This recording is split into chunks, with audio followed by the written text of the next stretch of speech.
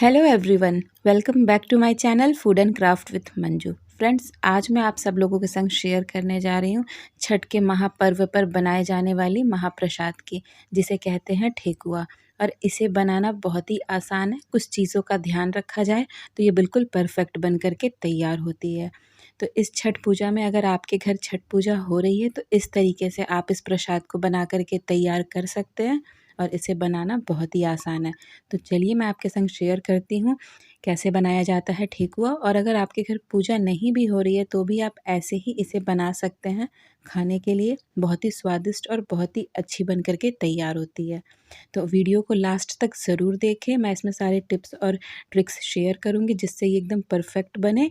और वीडियो अच्छी लगे तो इसे लाइक ज़रूर करिएगा और अपनी फ्रेंड्स और फैमिली के संग शेयर करना बिल्कुल ना भूलें।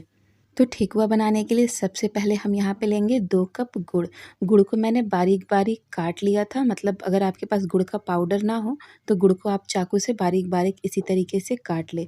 2 कप गुड़ के पाउडर में बिल्कुल उबलता हुआ मीन्स गर्म पानी हम यहाँ पे डालेंगे 3/4 कप, और गुड़ को मिक्स करके मेल्ट होने के लिए साइड में रख देंगे। इससे क्या होगा, गुड़ हमारा अच्छे से मेल्ट हो जाएगा और फिर हम उसे छान करके यूज़ करेंगे। और चलिए अब लगा लेते हैं आटा अपने ठेकुआ बनाने के लिए। तो यहाँ ठेकुआ को हमेशा बनाया जाता है गेहूं के आटे से। तो यहाँ 4 कप लिया है मैंने गेहूं का आटा, और इसमें हम ऐड करेंगे 1 चम्मच के करीब यहाँ पर सौंफ है। सौंफ से इसका टेस्ट बहुत अच्छा आता है। और साथ में हम यहाँ पे ऐड करेंगे लगभग आधा नारियल का गोला है, सूखा नारियल, जिसको मैंने घिस लिया था और जो थोड़े पीसेस हैं उसको मैंने काट भी लिए हैं। तो वो हम यहाँ पे डाल देंगे। और अब हमको इसमें मोयन डालना है। तो मैंने यहाँ पे 7 से 8 चम्मच करीब यहाँ पे डाले हैं घी के। शुद्ध देसी घी से ही इसको मोयन करें ताकि हमारा जो ठेकुआ बनेगा ना, बहुत ही अच्छा बन करके तैयार होगा। और छठ पूजा में ना घी से ही बनाया जाता है इसे। तो यहाँ पे मैंने इसमें घी डाल दिया है। और घी का मोयन आपको इस तरीके से चेक करना है, जब आप घी को आटे को अच्छे से मिक्स करेंगे ना, दोनों हाथों से अच्छे से रब करें ताकि आटे में हर कण कण में घी का मोयन लग जाए। तभी हमारा ठेकुआ बिल्कुल परफेक्ट बनेगा। मोयन ज़्यादा भी नहीं होना चाहिए वरना आपका ठेकुआ तलते समय फट सकता है। तो यहाँ मैं आपको बताती हूँ कि आप किस तरीके से मोयन चेक कर सकते हैं अपने आटे में। यहाँ देखिए, मैंने इसका हाथ से मुट्ठी बांधा है तो इतना परफेक्ट मुट्ठी बंध रहा है। तो इसी तरीके से आप भी चेक करें, जब ऐसी मुट्ठी बंधे इसका मतलब आपका मोयन आटे में बिल्कुल परफेक्ट है। और यहाँ देखिए, जो हमने गुड़ का सिरप रखा था तैयार होने को, वो भी अच्छे से मेल्ट हो चुका है। हमेशा गुड़ के सिरप को छान करके डालें क्योंकि उसके अंदर इम्प्योरिटीज़ होंगी। तो पहले हम आधा डाल रहे हैं और फिर उससे अच्छे से मिक्स करेंगे और फिर बाकी का आधा ऐड कर देंगे। तो यहाँ मैंने आधा सिरप डाल दिया है और उसे हम अच्छे से मिक्स करेंगे मोयन लगे हुए आटे में। तो फ्रेंड्स, ये ठेकुआ प्रसाद छठ पूजा में बनाना बहुत ज़रूरी है। इसके बिना छठ पूजा अधूरी ही है, ऐसे समझिए आप। और छठ पूजा के लिए ठेकुआ का आटा रेडी करने के लिए ना, गेहूँ को धो करके स्पेशली सुखाया जाता है और फिर उससे पीस करके हम उसके आटे से ठेकुआ बना करके तैयार करते हैं।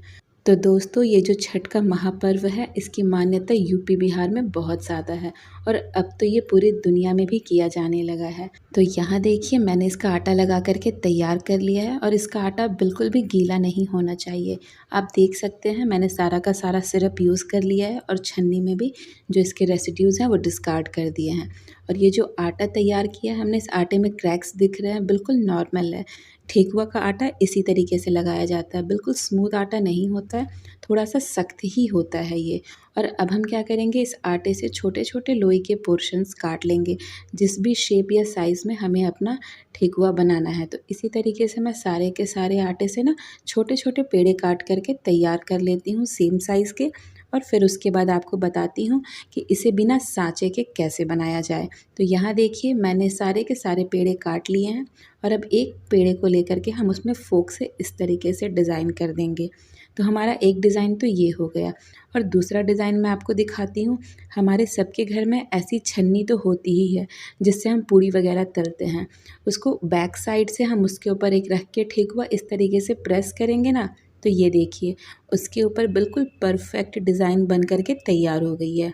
तो इसी तरीके से बिना सांचे के भी हम सारे के सारे ठेकुओं पर डिज़ाइन करके अच्छे से तैयार कर सकते हैं। तो यहाँ देखिए, मैंने छन्नी से ही सारे के सारे ठेकुओं को तैयार कर लिया है। और अब चलिए चलते हैं इन्हें फ्राई करने। तो फ्राई करने के लिए मैंने यहाँ पे तेल गरम कर लिया है। तेल मीडियम गर्म होना चाहिए और उसमें हम एक एक करके सारे ठेकुओं को डाल देंगे।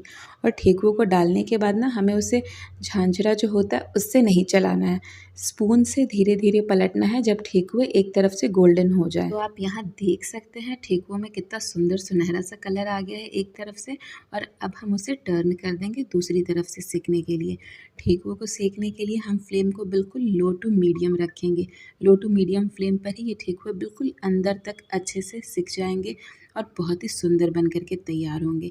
आप यहाँ पे देख सकते हैं कितना सुनहरा और सुंदर सा कलर आया है।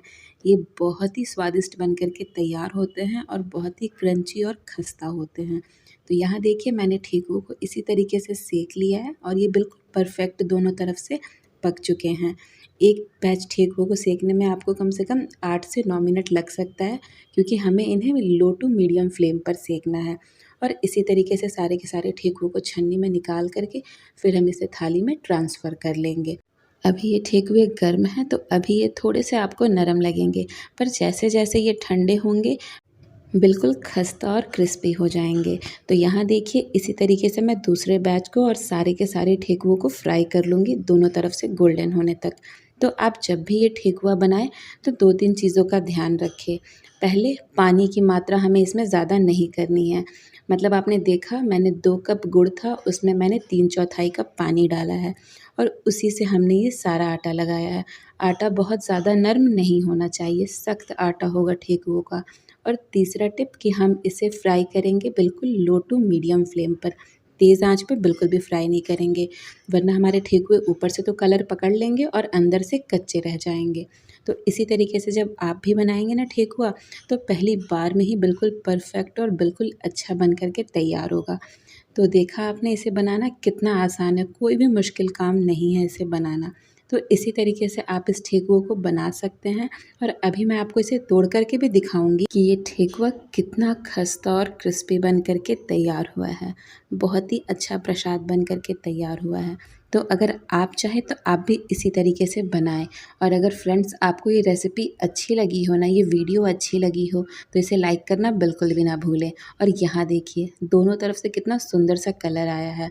और मैं आपको इसे तोड़कर इसका टेक्सचर दिखाती हूँ, बिल्कुल परफेक्ट है। तो मैं आपको मिलूँगी अपने चैनल पर इसी तरीके की नई रेसिपीज़ के संग। तब तक के लिए आप सबको मेरा प्यार भरा नमस्कार और बाय बाय।